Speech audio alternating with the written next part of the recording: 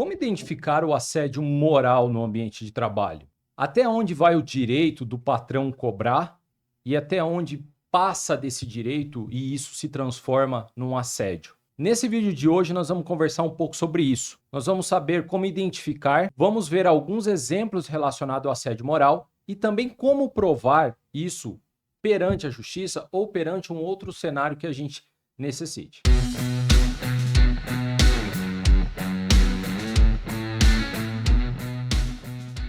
Para você que está chegando aqui no canal agora, eu sou o Roberto Valério, sou advogado e nesse canal a gente pega temas do nosso dia a dia e simplifica para entender o que fazer, como fazer e como identificar.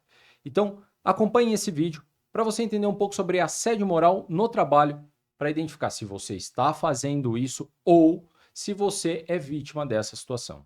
Bom, quando nós falamos de ambiente de trabalho, nós temos que saber que tanto o patrão quanto o líder, o chefe, o encarregado, eles têm o direito de cobrar do trabalhador uma meta, o cumprimento de horário, estabelecer atividades que serão feitas naquele dia, as prioridades. Ou seja, eles exercem um direito de fiscalizar e dirigir tudo aquilo que vai acontecer naquele dia, naquele contrato de trabalho.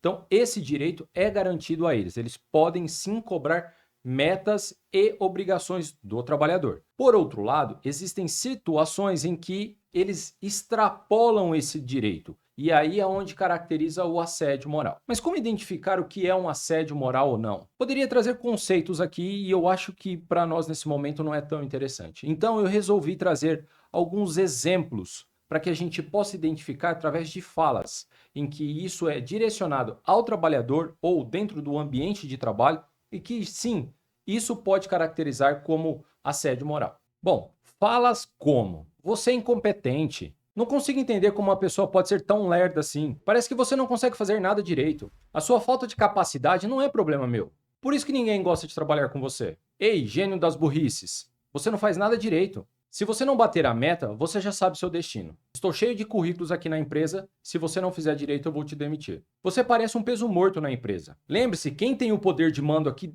sou eu. Então você cala sua boca e segue o que eu estou mandando. Se você questionar de novo, eu vou te demitir.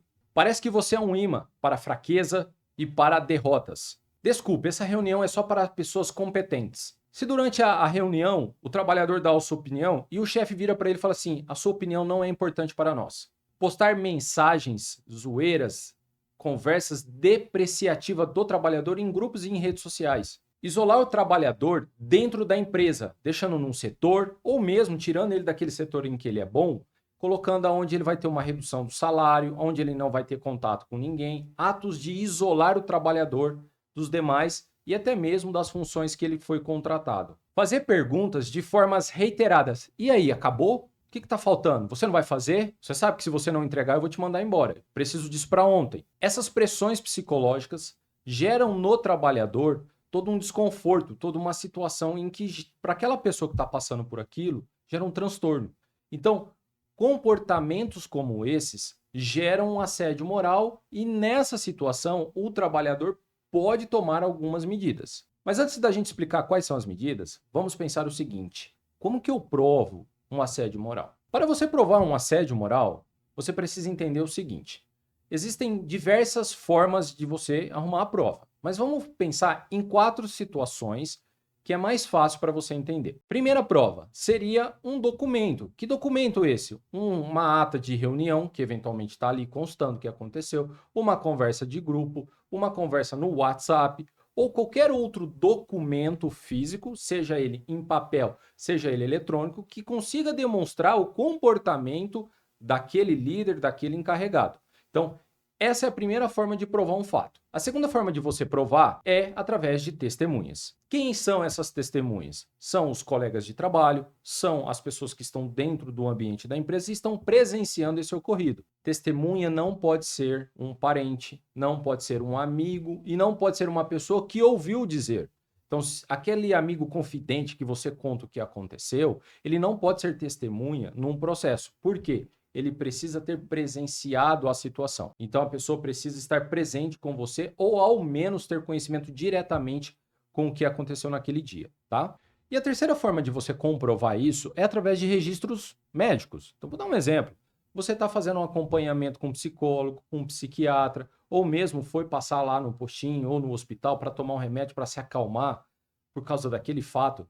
Então, o psicólogo, ou psiquiatra, ou médico, ele vai relatar o problema que você está enfrentando ali, tá? E isso é uma forma de você comprovar o transtorno, a dor que você passou pelo caso. Portanto, essas 3 formas auxiliam você a comprovar o ocorrido. Existem só essas 3? Não, mas essas 3 já são provas suficientes para você demonstrar que existe o assédio moral. E também, por fim, vou deixar aqui a 4ª possibilidade de você provar o assédio moral. Existem empresas em que o encarregado ele já fez isso com outras pessoas, com outros colegas, e esses colegas moveram ações trabalhistas contra a empresa, relatando o problema com ele. Esse depoimento, esse outro processo em que ficou comprovado o ato desse gerente, desse líder ou desse patrão, pode ser utilizado por você também, para você demonstrar para o judiciário que fala assim, olha, tá vendo? Ele também faz isso aqui com outras pessoas.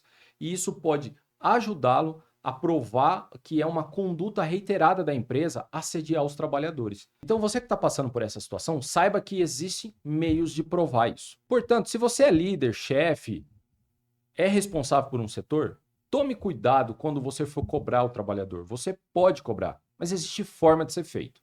E o trabalhador também tem o direito, a consciência de observar como isso está sendo feito.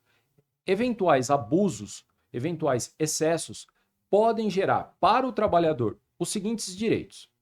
Primeiro, rescindir o contrato de trabalho, tá? Isso através de uma rescisão indireta. Pode gerar para ele o direito de uma indenização por danos morais.